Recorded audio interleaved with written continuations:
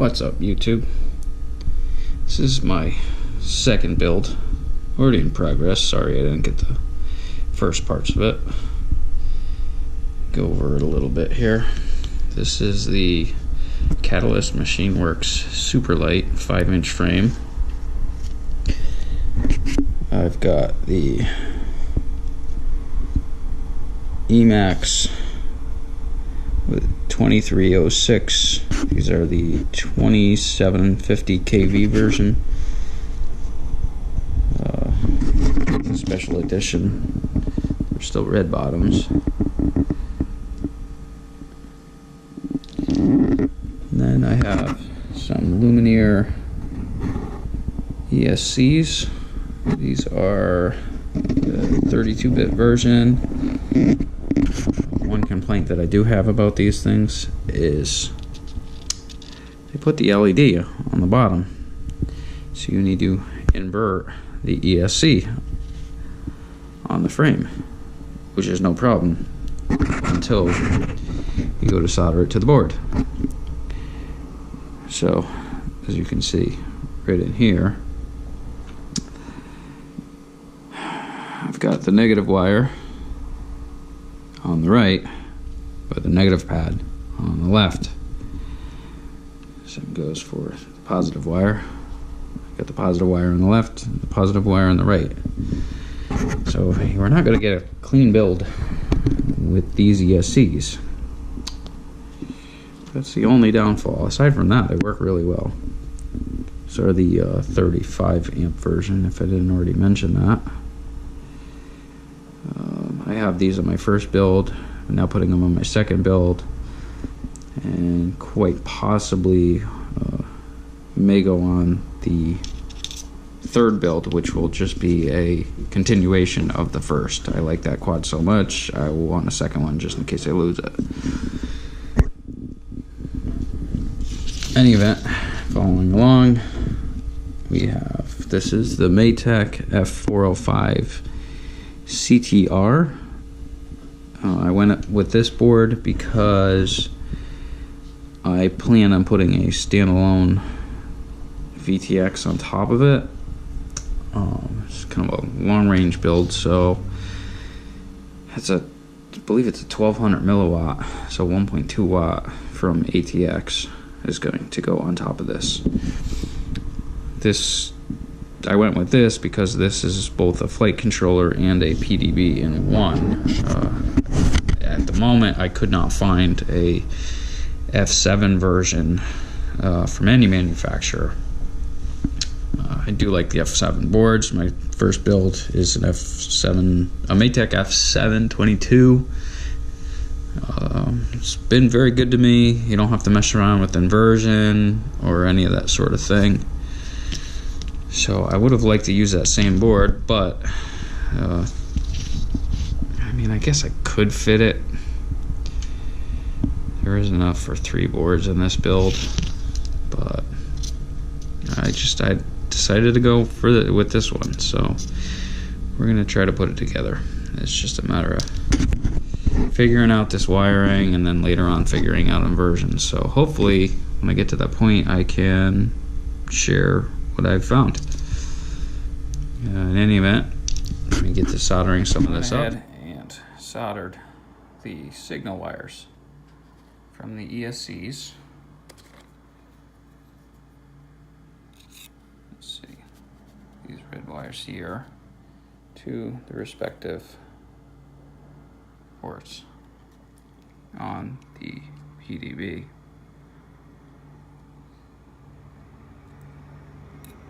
We got signal 3 there, signal 1 there, signal 2, and signal 4. One thing that I did notice is this camera is much better at these close-up shots, so I apologize for the previous clip taken with the GoPro. So let me go back over these. These are the Emax 2306 2750 kV motors. These are the special edition red bottoms. These are white bells. I believe once they sell out of these, we're no longer going to do the white. They're going to go to a black. A closer look at the focus. These are the 35 amp ESCs by Lumineer. These are BL-HE32. And here's a closer look at the PDB, which is also a flight controller. Don't know if you can see it. Yeah, just right there in the center of the screen underneath the board. I'm gonna have to clean up these wires a little bit to get this shot a little bit better, but it does take a black box card. So, all right, let me go wire up these wires here. These are going to go to the RX pads right there. So this one goes to the RX5. These are all RX5. That's one of the other main reasons I like this board. My last build came out fairly messy because I had to link all these wires up together and then tie them into an RX pad somewhere on the board. So now I got a rat's nest of wires on top of my build, and I'm not happy with it. So I put in 4 wires to something like, this is very hard on the camera here, and say that RX4, they're just done on each corner of the board. I don't know why more boards aren't built like that, but hopefully they will be going forward. Okay, so halfway done. I kind of realized one tip about soldering that a lot of people in their videos omit, or maybe they just don't know, I'm not sure. But the interesting property about solder is it always goes to the heat. So when you're pre-tinning, like I did here, what I usually tend to do is hold the soldering iron to one side of the pad and then hold your solder to the other side of the pad, and it will actually flow to the heat. The same goes when you're pre-tinning a wire. Hold your solder iron on one side of it and hold your solder on the other side, and it will flow through the wire and tin your wire. What I see a lot of people do is they'll actually hold their solder iron and put their solder right to the iron while holding it on top of something else, expecting the solder to go around the iron and into the item, whether it be a wire or a solder pad or what have you. So yeah, that little tip, once you know that, should make soldering a hell of a lot easier for you. Any event, I've got this RX pad done, this RX pad done. This RX has been tinned.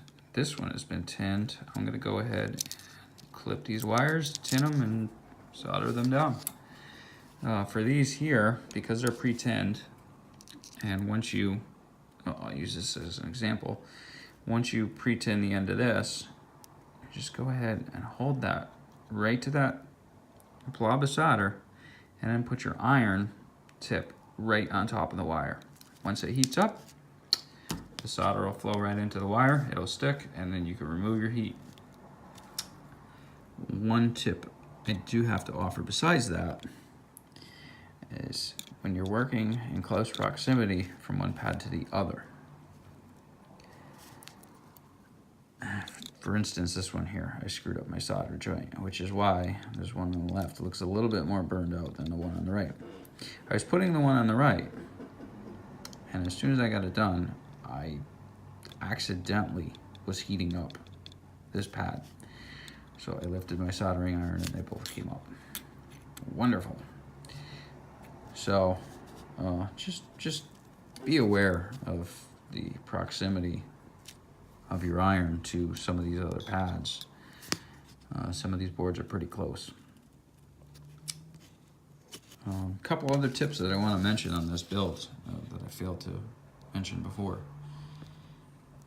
is these ESCs are held down with a double-sided sticky tape, but because they have a tendency to kind of move a little bit, I put a little swatch of black electrical tape. There you go. You can kind of see that's coming over the edge there. Just a little 3/4 inch by 3/4 inch square underneath the ESCs on the side where the wires are underneath. So this way, should the blades push this down, you're going to be touching on the black tape instead of the carbon fiber.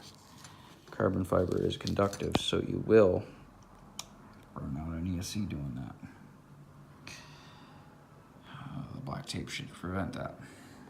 The other thing that I did on this build in particular, here, you can kind of see it right there. I put a piece of shrink tubing on this standoff due to the close proximity of these signal wires. In the event of a crash, I don't want this hitting up against the standoff and shorting itself out. I've replaced a few too many ESCs, so if you can protect them, it's a couple little ways to do so.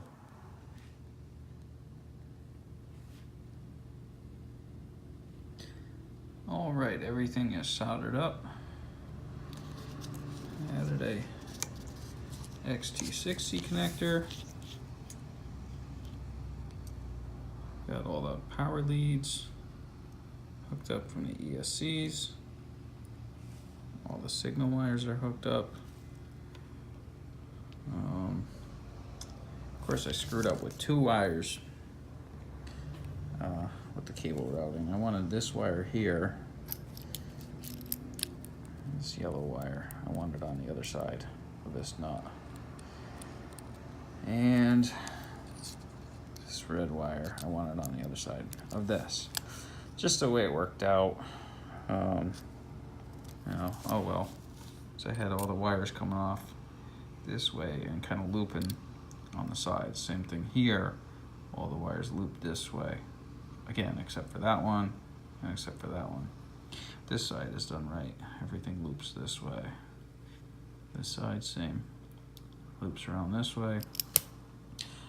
Oh, well. Just gonna have to live with it. It's just too much work to really get in there to put a new wire on. They're too short at this point. All right, here we are at the bench.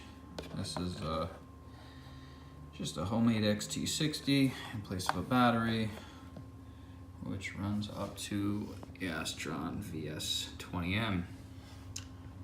I'm gonna go ahead and set this for right around 10 volts, give it some amps.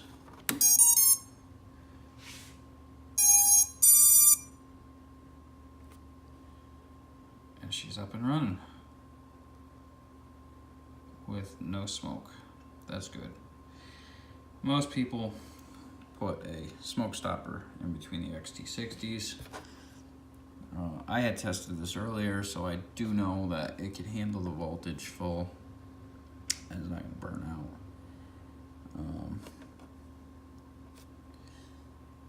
The smoke stopper is definitely a good idea. But I ran it up from 0 volts, little by little, and nothing heated up. I had checked all the connections with the voltmeter earlier. All the continuity was fine between what needed it and what shouldn't have it. So there we are. It is working. Now it's time for the VTX, the camera, pretty much everything else, and the receiver.